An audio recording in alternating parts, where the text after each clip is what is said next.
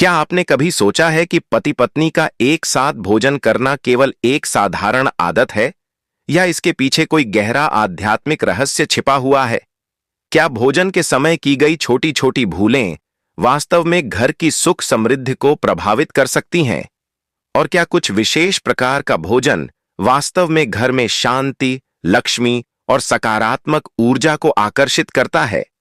आज हम इन्हीं प्रश्नों के उत्तर एक ऐसी प्राचीन कथा के माध्यम से जानेंगे जिसे स्वयं श्री कृष्ण ने देवर्षि नारद को सुनाया था। यह कथा केवल भोजन की मर्यादा नहीं सिखाती, बल्कि यह बताती है कि कैसे अन्न, भाव और अनुशासन मिलकर पूरे परिवार का भाग्य बदल देते हैं। बहुत समय पहले की बात है। द्वारका में भगवान श्री कृष्ण अपने महल में विराजमान थे। वातावरण अत्यंत शांत था। तभी वीणा की मधुर ध्वनि के साथ देवर्षि नारद वहां पहुंचे। उन्होंने आते ही श्री कृष्ण को प्रणाम किया, लेकिन उनके चेहरे पर आज कुछ उलझन साफ दिखाई दे रही थी। श्री कृष्ण ने उनकी ओर देखकर मुस्कुराते हुए कहा, नारद, आज तुम्हारे मन में कोई गहरी जिज्ञासा है। कहो, क्या सोचते हुए आए हो? नारद जी ने बिना भूमिका बनाए सीधे कहा, प्रभु, पृथ्वीलोक में मैंने एक विचित्र बात देखी है। कई घरों में स्त्रियां अपने पति के साथ एक ही थाली में भोजन कर लेती हैं। कई बार वे पति से पहले ही खाने बैठ जाती हैं। न समय का ध्यान, न दिशा की परवाह और न ही शुद्धता का विचार। मुझे समझ नहीं आता कि यह उचित है या अनुचित। श्री कृष्ण ने शांत स्वर में उत्तर दिया, नारद, भोजन को साधारण समझ लेना ही मनुष्य की सबसे बड़ी भूल है। अन्न केवल शरीर का पोषण नहीं करता, वह मन, विचार और भाग्य को भी प्रभावित करता है। नारद जी की जिज्ञासा और बढ़ गई।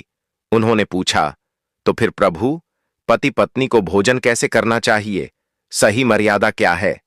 श्री कृष्ण बोले, इसका उत्तर सीधे शब्दों में देने से तुम संतुष्ट नहीं होगे। इसके पीछे एक गहन शिक्षा छिपी है। मैं तुम्हें एक कथा सुनाता हूं।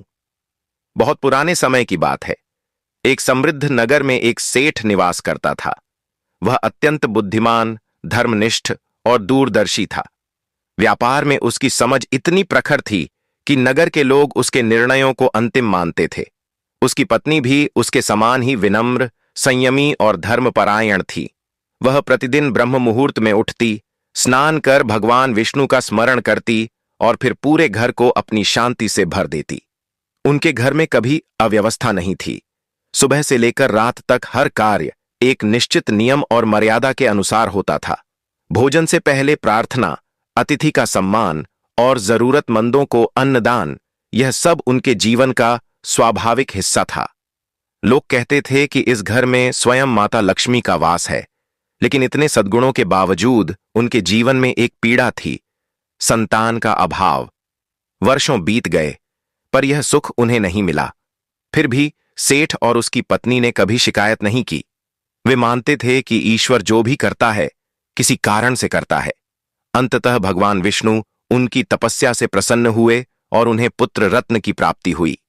पूरे नगर में उत्सव मनाया गया। वर्षों की प्रतीक्षा आज पूर्ण हुई थी। समय बीतता गया, पुत्र बड़ा हुआ, शिक्षा के लिए आश्रम गया और एक तेजस्वी युवक बनकर लौटा। उसके विवाह के बाद जब बहू घर आई तो प्रारंभ में सब कुछ सामान्य लगा, लेकिन धीरे धीरे बहू का स्वभाव सामने आने लगा। वह घर की परंपराओं को हल्के में लेने लगी। ब्रह्म मुहूर्त में उठना उसे अनावश्यक लगता। भोजन से पहले शुद्धता, दिशा और भाव, इन बातों को वह पुरानी सोच मानती। कई बार वह पति के साथ एक ही थाली में भोजन करती और कई बार पति से पहले ही खाने बैठ जाती। सास ने कई बार प्रेम पूर्वक समझाया, लेकिन बहू हर बात को टाल देती। समय के साथ घर का वातावरण बदलने लगा। जहां पहले शांति थी, वहां अब तनाव रहने लगा। व्यापार में हानि होने लगी, घर में कलह बढ़ गया। एक दिन बात इतनी बढ़ गई कि बहू घर छोड़कर चली गई। अंधेरी रात में वह जंगल की ओर निकल गई। वहीं उसकी मुलाकात एक मादा सूअर से हुई, जिसने स्वयं को एक पूर्व जन्म की रानी बताया। उसने बताया कि कैसे उसने भोजन की मर्यादा का अपमान किया और उसी का दंड उसे इस जन्म में मिला। उस कथा ने बहू का हृदय बदल दिया। उसे अपनी भूल का एहसास हुआ।